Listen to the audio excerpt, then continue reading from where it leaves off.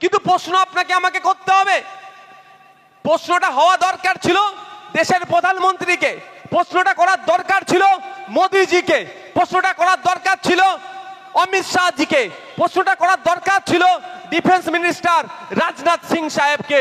কিন্তু দুর্ভাগ্য, আমরা প্রশ্ন করছি আমার পাড়ার চায়ের দোকান আছে যে তাকে, আমরা প্রশ্ন করছি ফলের দোকানদারের সামনে গিয়ে, আমরা প্রশ্ন করছি রং মিস্ত্রিকে গিয়ে কেন জঙ্গি আক্রমণ হলো। বুঝতে পারছেন? ওই রং মিস্ত্রি বলতে পারবে কেন জঙ্গি আক্রমণ হলো? ওই যিনি ভ্যান চালায় তিনি বলতে পারবে?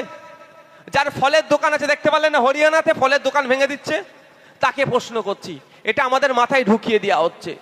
আমাদের প্রশ্ন প্রথম করতে হবে ওখানে জঙ্গি আসলো কিভাবে, বলেন ভাই?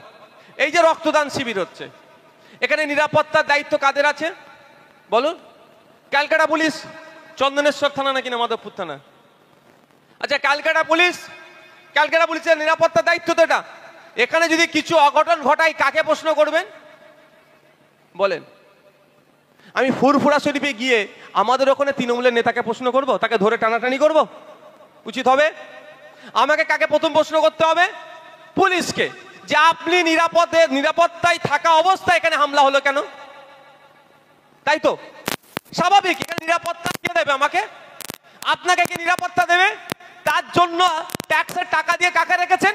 পুলিশকে।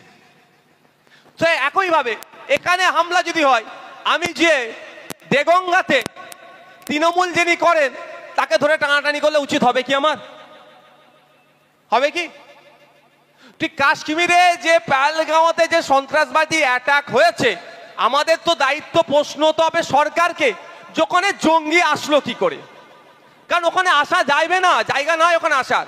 আর ছোট বন্দুক নিয়ে আসেনি, ওই ফেসবুকে সোশ্যাল মিডিয়া দেখছিলাম ছোট পিস্তল পকেটে করে নিয়ে চলে এসছে, তাও একটা বলা যেতে পারতো।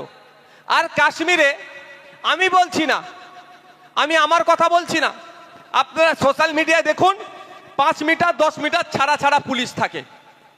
পুলিশ শুধু কাশ্মীরি পুলিশ নয়, সেন্ট্রাল ফোর্স থাকে, আধা সামরিক বাহিনী থাকে, সামরিক বাহিনী থাকে। এবার বলুন, একটা জায়গায় এসে হত্যাযজ্ঞ চালালো নির্বিচারে, ওখানে আমাদের 2000 মতো টুরিস্ট ছিল, তাদের ওখানে গুলি চালালো, দীর্ঘক্ষণ ধরে গুলি চালালো, কোনো ফোর্স আসলো না। বলছে প্রায় 50 রাউন্ড গুলি চালিয়েছে, কোনো ফোর্স আসলো না। এটা ভেবে পাওয়া যায় ভাই? এর মধ্যে তো কিছু ষড়যন্ত্র আছে, কিছু তো রাজনীতি জড়িয়ে আছে, সেটা তদন্ত সাপেক্ষ। কেউ বলছে ওয়াকফ আন্দোলনে কেন্দ্র সরকার মুখ থুবড়ে পড়েছে মাইন্ডকে ডাইভার্ট করার জন্য, কেউ বলছে বিজেপির এটা হয়তো গোষ্ঠীদ্বন্দ্ব, অমিত শাহ আর মোদীকে দুর্নাম করার জন্য, কেউ বলছে এখানে বা অন্য কোনো দেশের ষড়যন্ত্র আছে। সবটাই তদন্ত সাপেক্ষ। তদন্ত হোক, সত্য উদ্ঘাটন হোক, যা আমরা চাইবো না ভাই? এ বলুন, চাইবেন না? কিন্তু 2019 সালে আমরা দেখেছি কি হয়েছিল। পুলওয়ামাতে টেরর অ্যাটাক হয়েছিল। 300 কিলো মতো নাকি নিয়ে এসে আমাদের যে সেনারা যাচ্ছিল, আধা সামরিক বাহিনী যাচ্ছিল, ওখানে আক্রমণ করে প্রায় 40 জনের অধিক আমাদের দেশের সিআরপিএফ এর জওয়ানদেরকে শহীদ করলো। মনে আছে আপনাদের?